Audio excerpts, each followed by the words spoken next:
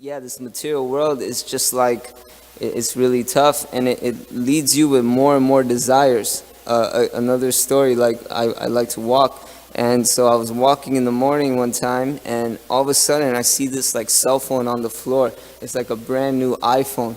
I was like, wow, this is like cool. And then I pick it up, and yeah, I couldn't even like open it. I couldn't even see whose number it was. I even took it to an iPhone store. They had no idea who this phone belonged to. So I got that phone, and I sold it, and I used that Lakshmi for book distribution. But I was like, wow, this is cool. I just found a phone. I just got some Lakshmi, and wow, this is pretty awesome. And then like literally 4 days later, I find another phone. And I'm like, oh my God, I found another phone. And it was the same exact situation. And again, I did the same exact procedure. They didn't know who it belonged to. I sold it, made some Lakshmis, gave it to the Sankirtan movement. And then, ever since I've been walking, like after that, like a week later, 2 weeks later, I'm like chanting, I'm doing japa, but my whole time, my mind is like, man, I wonder if I find a phone. I'm just like looking at the floor the whole time, like where's that phone at? Where's that number 3 at? And that's the material world. You get a little something, you get a little bit of your desire, and then all of a sudden your mind just like messes you up. It's like just wanting more and more. Because the Vedas say that the cause of our satisfaction will also be the cause of our distress. And that's like a really important message to really soak in.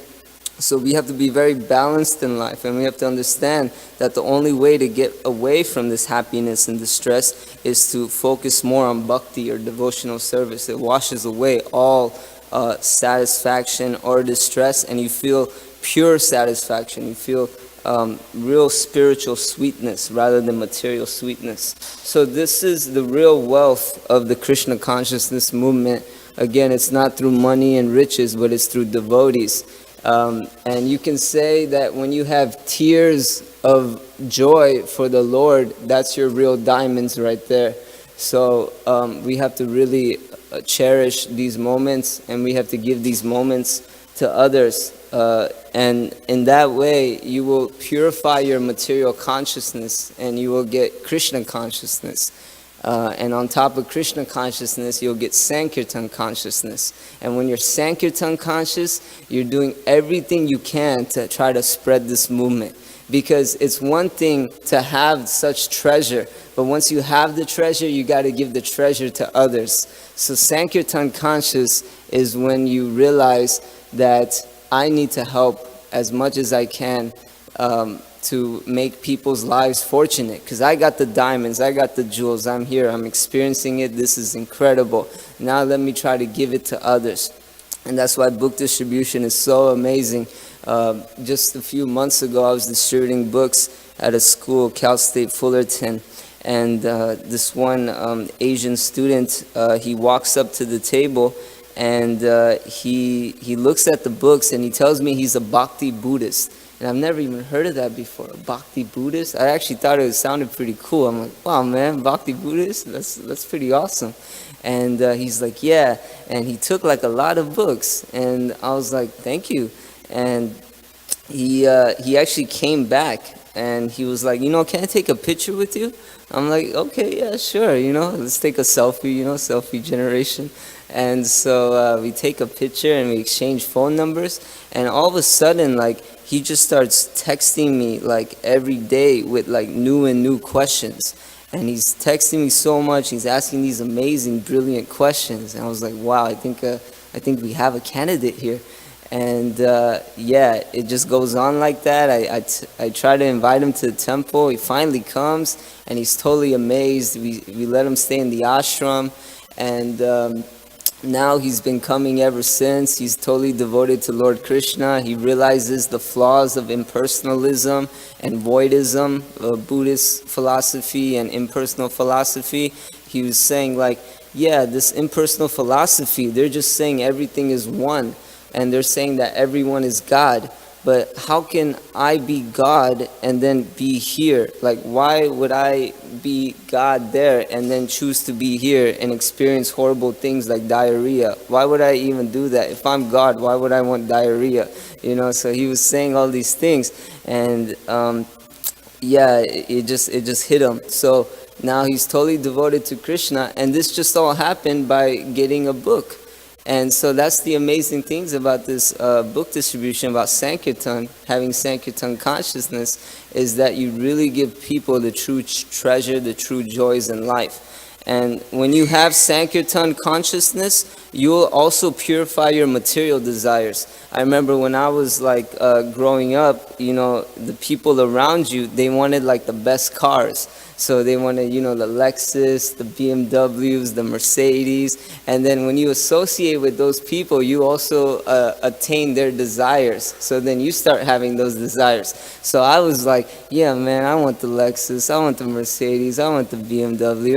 And I used to play this game. It's called Pick Your Car game. So I would go to a parking lot, and I would just pick one car. If I could have one car, which car would I pick?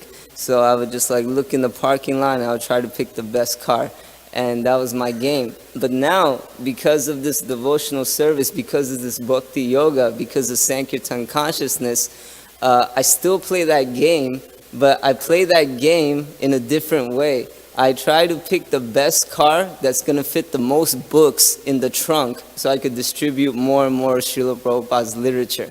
So this is Sankirtan consciousness. You're not in it anymore for the fame and the glory and, trying to be some prestigious person in this world. You're just trying to look for other people's salvation. You want to give them the highest treasure that you received. And in that way, you really imbibe this mood of the Bhagavad Gita, the song of God, and then you sing the glories by being an instrument for the Lord. And so in this way, we can really purify ourselves. Just like Lord Krishna, Lord Krishna is so incredible, and we have so many amazing childhood pastimes. And one of them is when he was dancing. He's considered Nataraj. He likes to dance. He was dancing on the hoods of the Kaliya serpent, and it was like the most amazing, spectacular dance ever. And when Krishna was dancing on the serpent, all the poison and blood was coming out of Kaliya. So in the same way, the Hare Krishna mantra is non-different than Krishna himself. And when we let the Hare Krishna mantra dance on the hoods of our tongue, then all the poison and blood and all these things, all these impurities will come out of us. So the more we chant intensely, the more these impurities will come out, the more we'll be Krishna conscious, the more we'll be Sankirtan conscious, and then all we'll want to do is try to help others.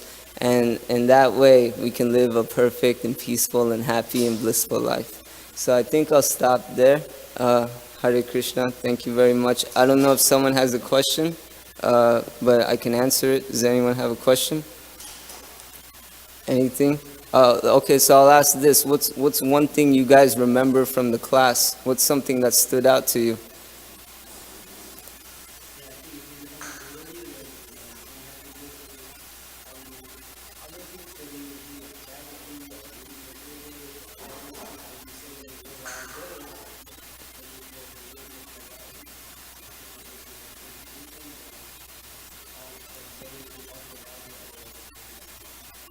Yeah, that's right. That's very true.